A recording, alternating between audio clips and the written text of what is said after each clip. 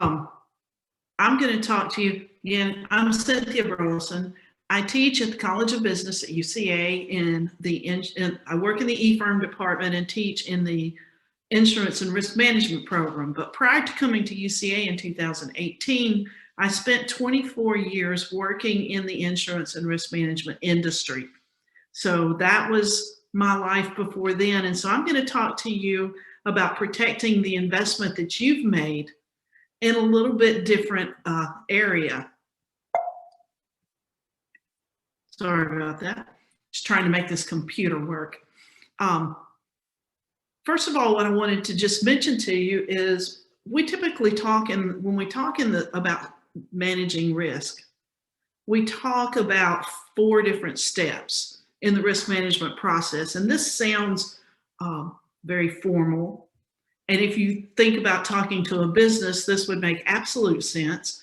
But we have to understand, and I always stress to my students that I'm teaching and anyone else that I'm talking to, that every one of us deals with risk every day.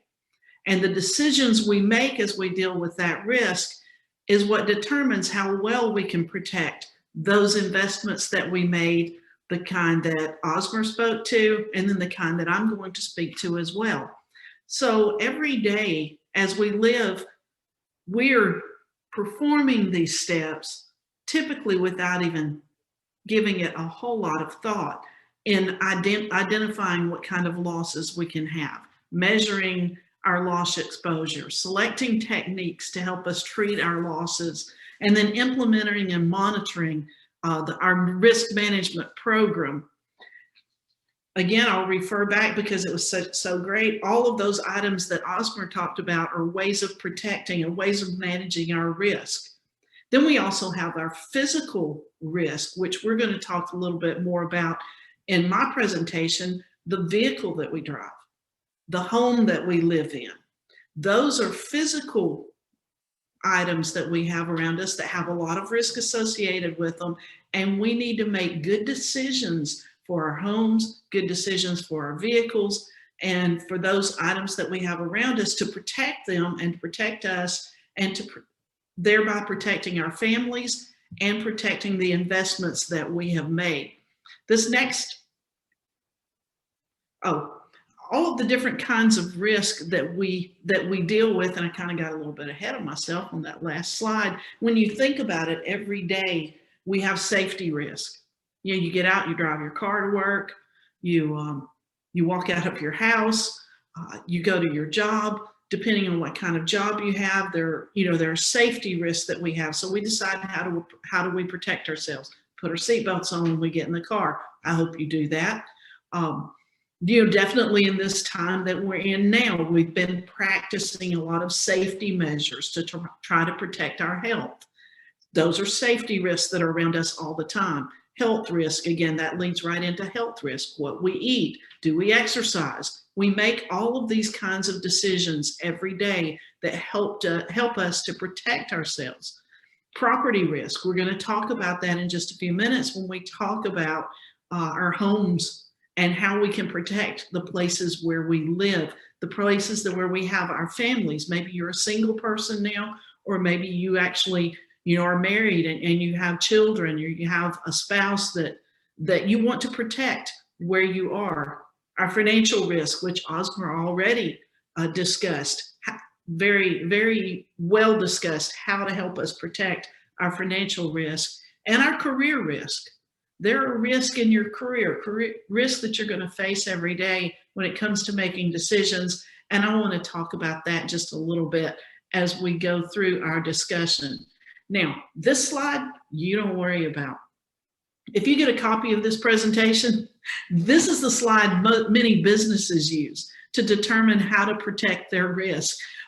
But there's actually a lot of little items on here that we deal with as well. That's something you might want to look at when you don't have anything else to do. I just wanted to share that with you because that's one of my favorite risk management slides that we use in our discussions of risk.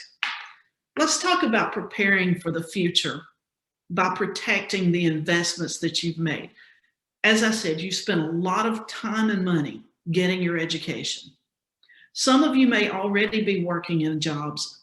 Some of you may be getting ready to just start your career.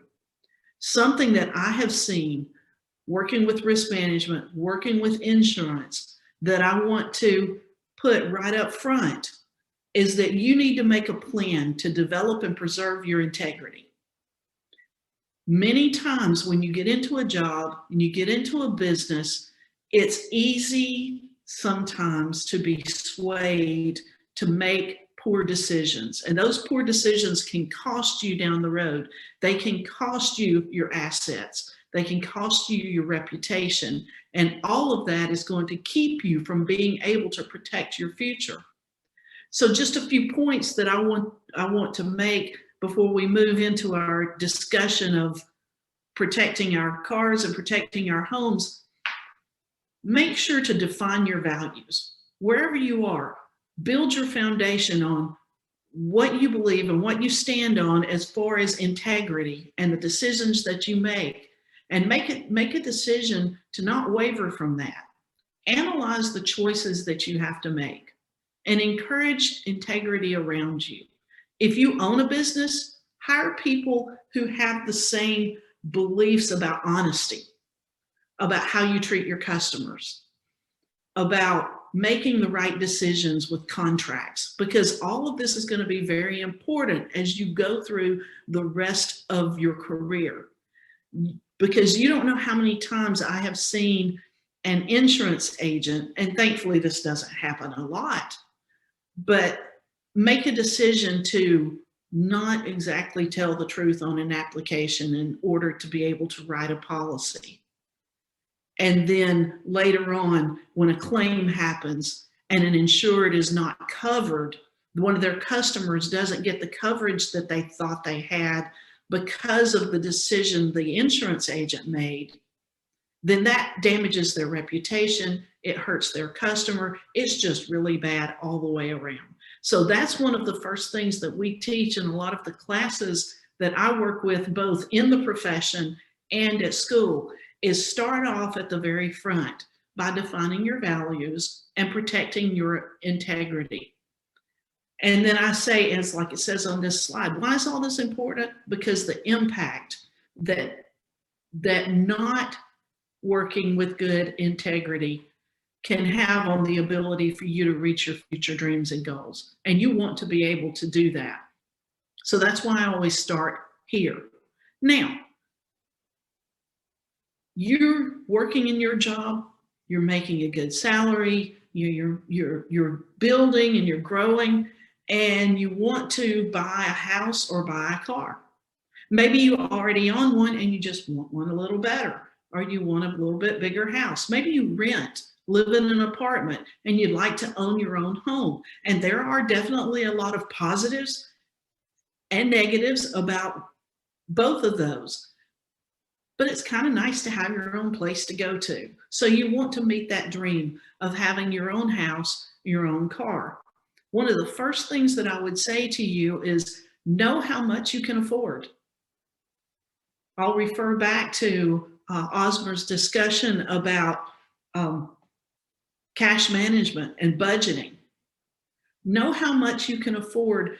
Don't live beyond your means, because that can get you into a lot of financial trouble as you move toward the future. And then there'll come that day that you want to purchase that car or you want to purchase that house and you can't, because of the decisions that you've made in the past about how you've handled your finances.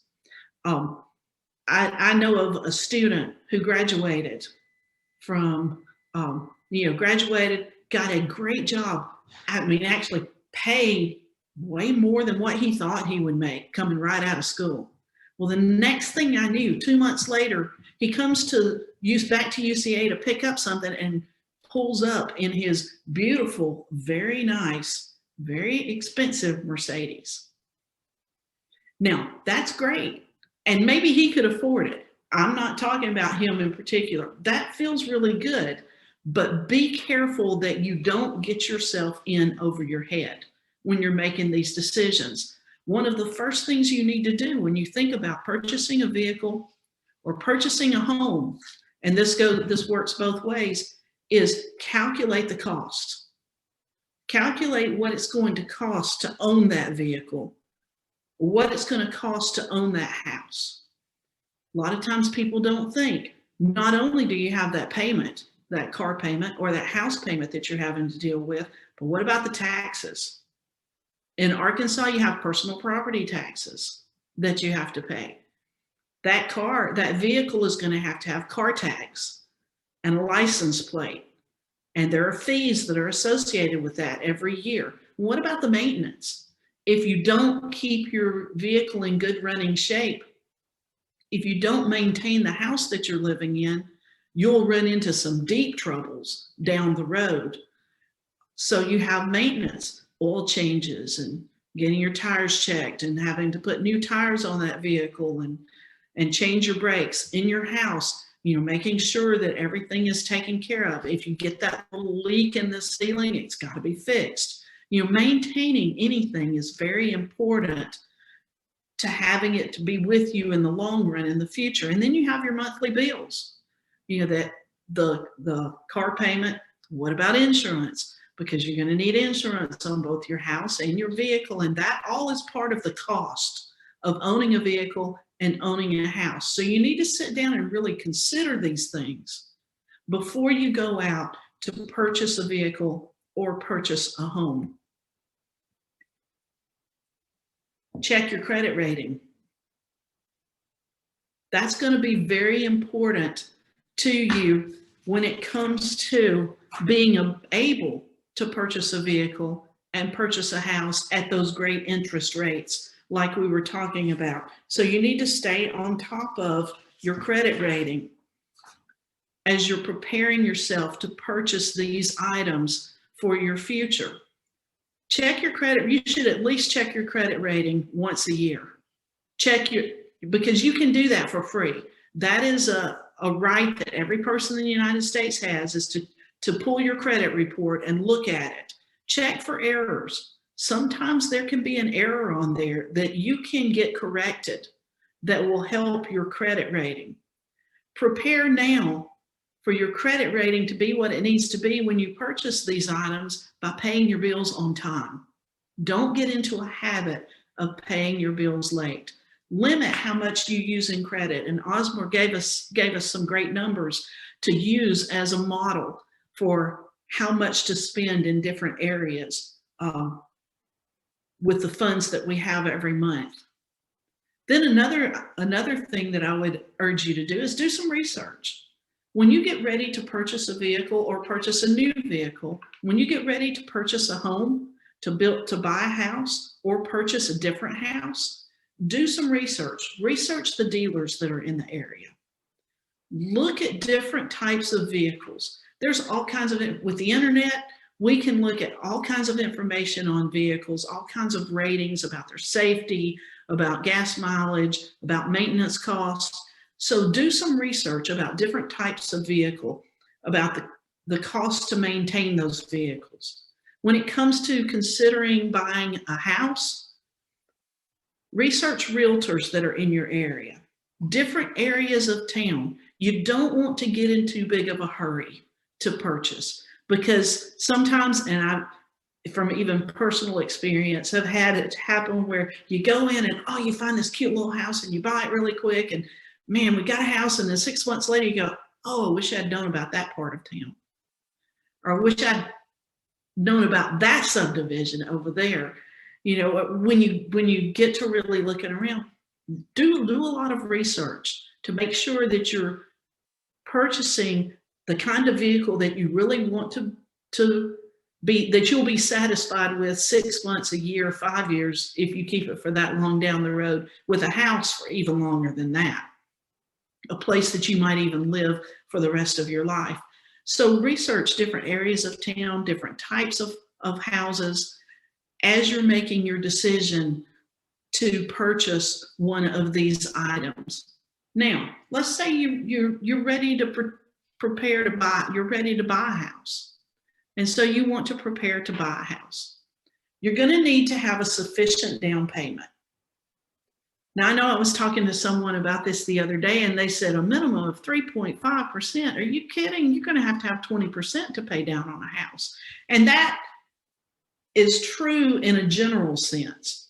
A lot of times when you go in to purchase a house, that realtor, the person that you're talking to is, or the bank that you're getting your mortgage from, is going to want you to have a 20% down payment. But there are a lot of different types of loans, and depending on your experience and your background, you could be able to get, if you served in the military, you could be able to get a VA loan, which might have a smaller down payment than what a conventional loan would have. You might qualify for an FHA loan, which can have a lower down payment than a conventional loan will have. So that's why I said a minimum of 3.5% up to generally a maximum down payment for a conventional loan will be around 20% of the purchase price of that house. So you have to plan for that. You have to start planning now so that you'll be ready when it comes time to make that decision and make that purchase. Shop around for an affordable interest rate. Different banks may offer different interest rates, other lenders. There are a lot of options available to you today, so shop around to find the best interest rate for you. Again, work on your credit score.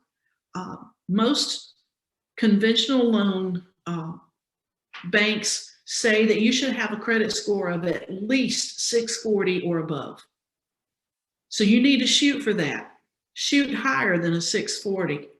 But you need to have at least a 640 or above to be able to get a loan, to purchase a house or a vehicle. So you need to be preparing for that now by watching, again, paying your bills on time, watching your debt to income ratio, and managing your cash. And budgeting will help you to prepare for that. Again, watch your debt to income ratio. Not above 43% is recommended. Now, that's not always the case, but that's the recommendation that we see most today, is to keep your debt to income ratio around or below 43%. And be prepared to pay closing costs, because when you purchase a home, you could have to pay between 1% and 3% of the loan amount in closing costs. So again, there's another amount that you need to be prepared to pay. All of this has to do with making preparation. Don't rush into something. Making sure you have a plan so that you're ready and have the ability to do what you want to buy the kind of house you want to, the kind of place that you want to live in. Be prepared then to protect your investment. Are you going to purchase insurance, or are you going to self-insure? And people say, what, self-insure? What does that mean? That means you didn't buy insurance, so you got to pay for it yourself. In other words, let me just give you an example.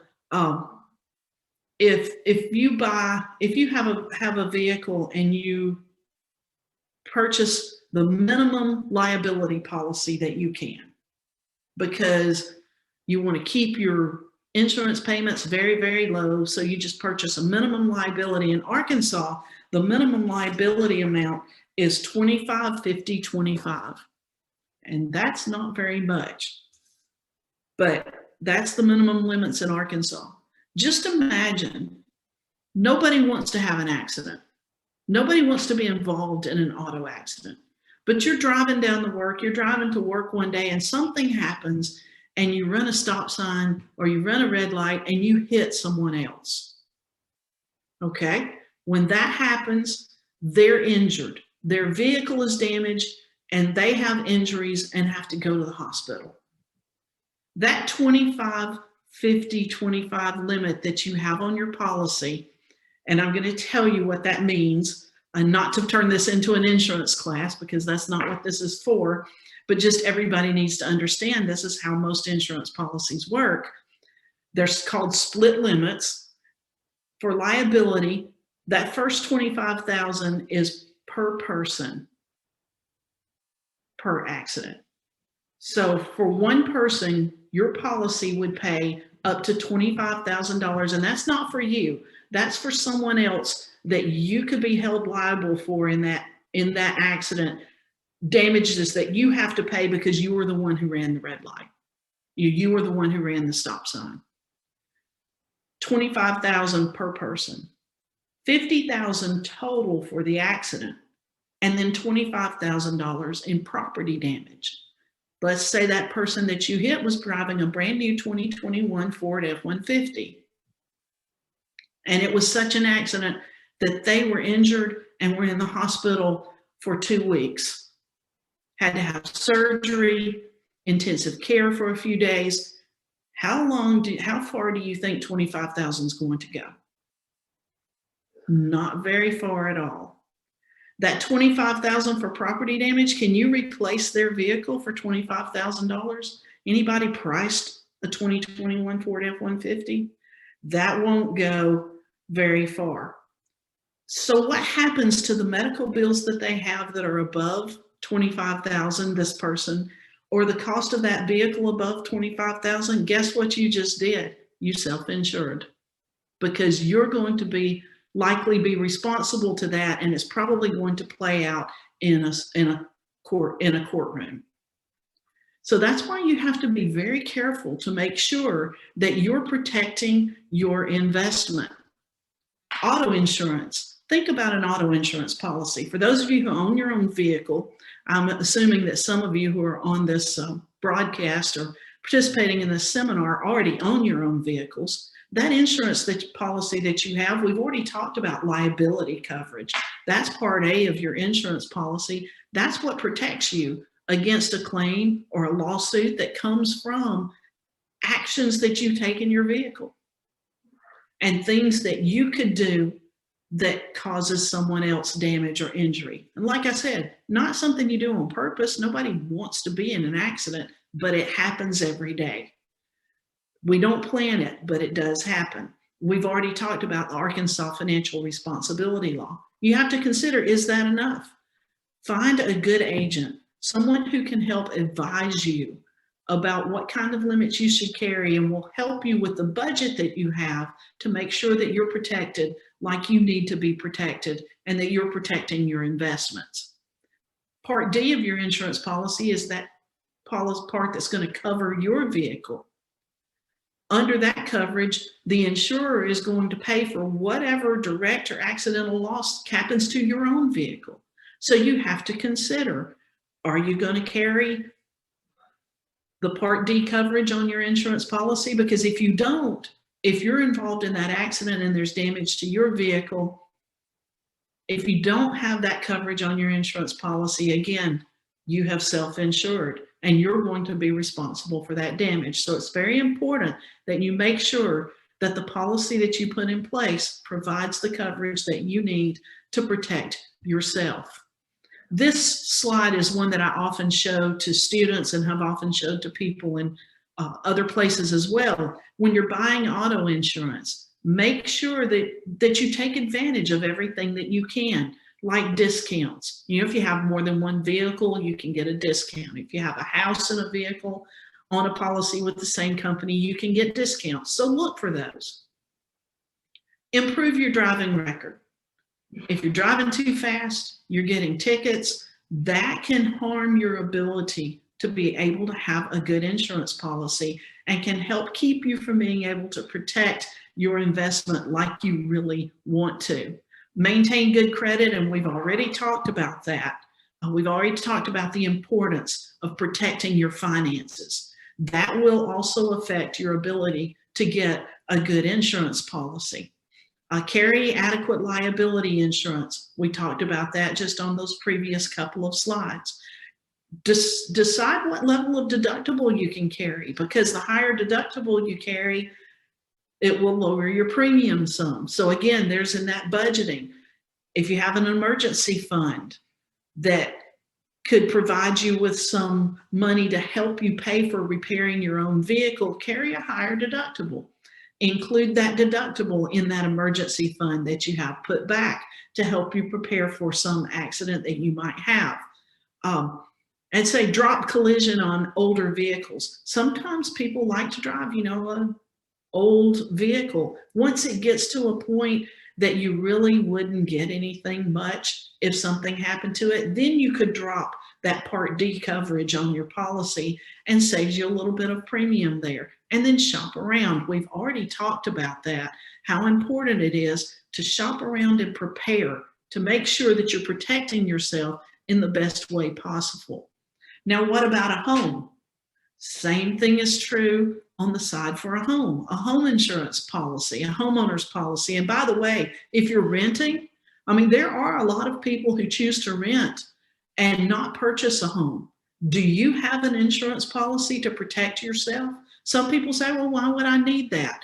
Well, if you're living in an apartment or a condominium or a house that you rent and something happens and that complex, the area where you live, that condo or that house that you're living in that you're renting catches on fire and burns, where does the protection come for your property? If you don't have an insurance policy in place, the homeowner, the apartment owner, your landlord has no responsibility for providing coverage for your stuff. There are policies out there. It's called an HO4. Talk to an insurance agent about it. They're relatively inexpensive that will provide you both coverage for your property and you can have some liability coverage as well. A homeowner's policy is going to provide coverage for that dwelling you're living in, other structures that are on your property, you know, that she shed that they showed, if you remember seeing that commercial, your personal property, additional expenses that you have. If you have a fire and you can't live in your house and you have to go to a hotel for a few days, your homeowner's insurance policy will cover that, will provide coverage for that. So you can see how important this is. Personal liability for things that happen on your property that you could be held liable for. All of that is going to be a part of that homeowner's insurance policy that's very, very important to you. And then I say the same thing with that. Here are all the things to think about purchasing a homeowner's insurance policy, and many of them are the same as an auto policy, taking advantage of discounts. Don't ignore floods and earthquakes. There were many people in Arkansas when the Arkansas River flooded last year who were very unpleasantly surprised when they found out they did not have flood coverage on their homeowner's policy, because that takes an additional endorsement to add that coverage. So make sure that you meet with someone who can talk to you and can advise you about all of the different things that you might need to have on your policy in order to protect you against these types of hazards or these types of risk that can happen. So don't ignore the idea of floods and earthquakes by, oh, that'll never happen. That water will never get up that high. I've heard that many times before. That's very important to remember when you're purchasing a home insurance policy. Again, improve your credit record. Consider purchasing a personal umbrella, and I'm not going to really talk about that this evening, partially for lack of time, and that gets into a whole different subject. But those are the kinds of policies that they're like an umbrella, can sit on top of all of your other policies to provide you some additional coverage.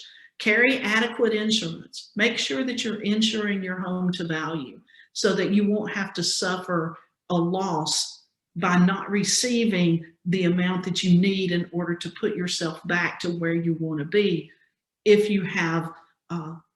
you suffer some type of a loss like a fire or a tornado. And we know that those happen in this area. So you need to make sure that you're protected against that. Add the necessary endorsements like flood and earthquakes and other things like that you might need to protect yourself and the things that you've chosen to purchase and to have for your use. Shop around. There are a lot of different companies that offer these homeowners policies and auto policies, and there are all kinds of places that you can go. So shop around and compare rates to make sure, not only rates, compare their coverages to make sure that you're being adequately covered for what you need to protect yourself. And again, consider a higher deductible, because that will help to lower your cost and help you with your budgeting too, to to make sure that you can afford to pay the premiums that you need to pay to have that insurance for you. So what I wanted to share with you is to protect your investment. You made a huge investment in your education. You're making a huge investment in the job that you're working in and the career that you're working in and building in. So manage your risk. Live with integrity. Make good decisions. Protect your credit. Prepare to purchase a vehicle. Prepare to purchase a house. And then protect them with the right kind of insurance. Protect the investment that you have made for your future. And that's what I wanted to share with you this evening about how to protect the investments that you have.